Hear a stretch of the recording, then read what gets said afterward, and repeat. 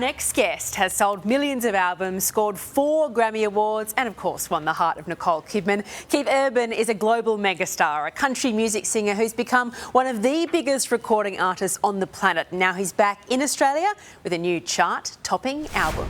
Well, Keith Urban joins me now. Keith, it is always a pleasure to welcome you back to Sunrise. Nice to see you too, Edwina. How are you? I'm very, very well. I feel like it's actually a duty of care in 2020 to ask, how are you?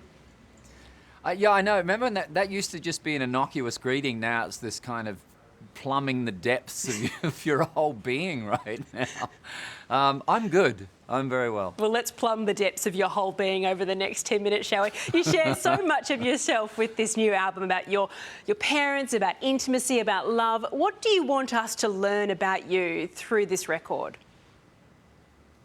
Oh my gosh, it's a super high energy record too. I don't want people getting the wrong idea about this record. I just want them to hear it. I mean, it's kind of, otherwise it's like trying to explain a colour to somebody. The best way is just, listen to the record, and I'm stoked with how it turned out, and to see it, everybody reacting the way to it that they are is unbelievable. I mean, I hoped it would do well, but for it to be doing what it's doing is just beyond anything I could have imagined. Yeah, it's a fantastic reward for so much hard work. Look, Nicole's been singing your praises on social media. She is your biggest champion. How much influence does she have on your music and the whole family?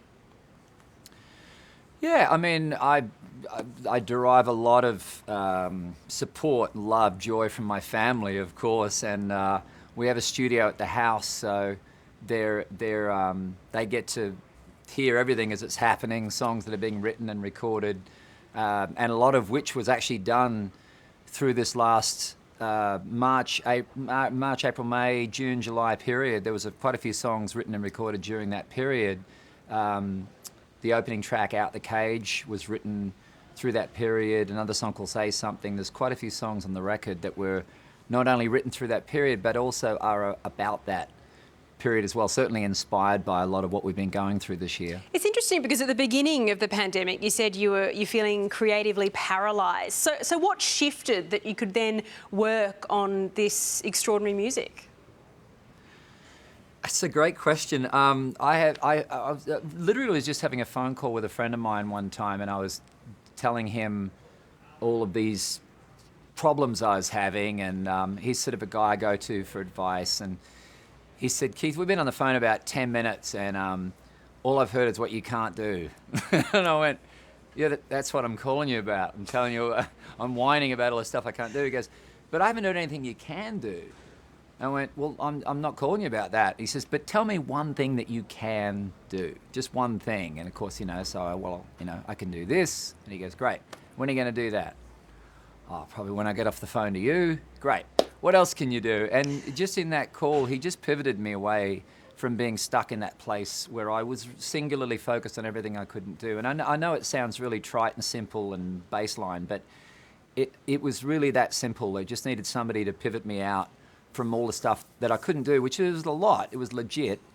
But there was also an enormous amount that I could do. And after that, we then did the drive-in concert for all the healthcare workers, and we put on that concert for them. We took part in the Global Citizen One World concert.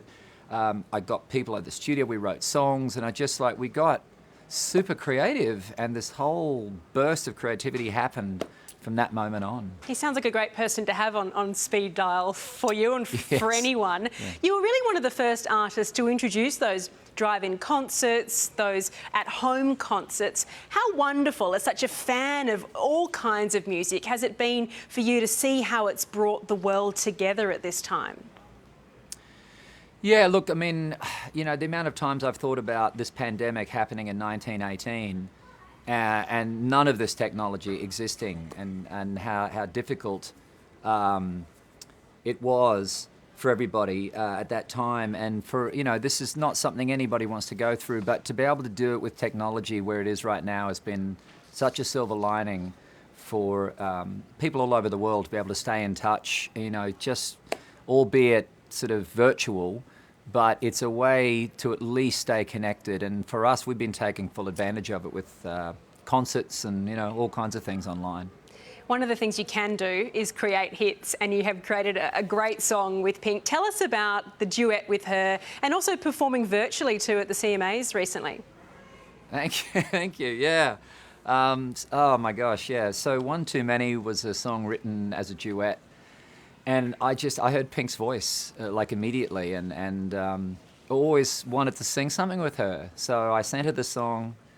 She hit me back, loved the song, and of course, you know, it was during this lockdown period, so there was nobody going anywhere. So she recorded her vocal out in California and sent me the files of her recording.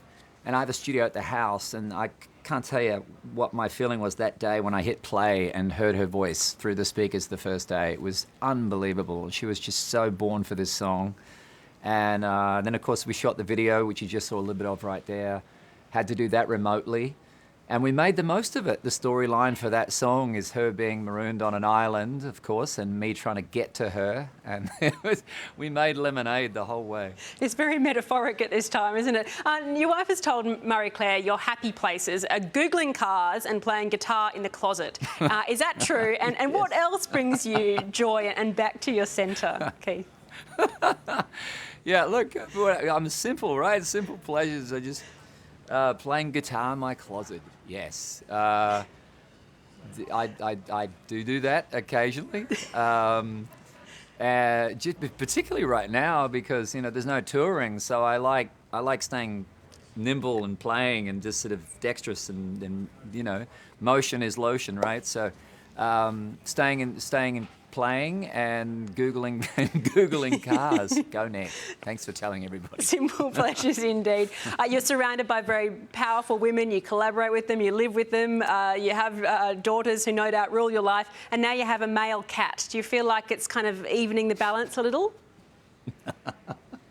Yes. Yeah, we got a male cat from the RSPCA called Louie. Oh my gosh, you've got a photo. That's hysterical. That's Louie. There you go. Well, there you go. Well, I hope he's fitting well into the family. Keith, thank you so much for providing us with so much joy over the past few months, and congratulations on the success of your new music. Thanks, Edwina. Nice to talk to you. As always, Keith Urban's album, The Speed of Now, Part 1 is out now.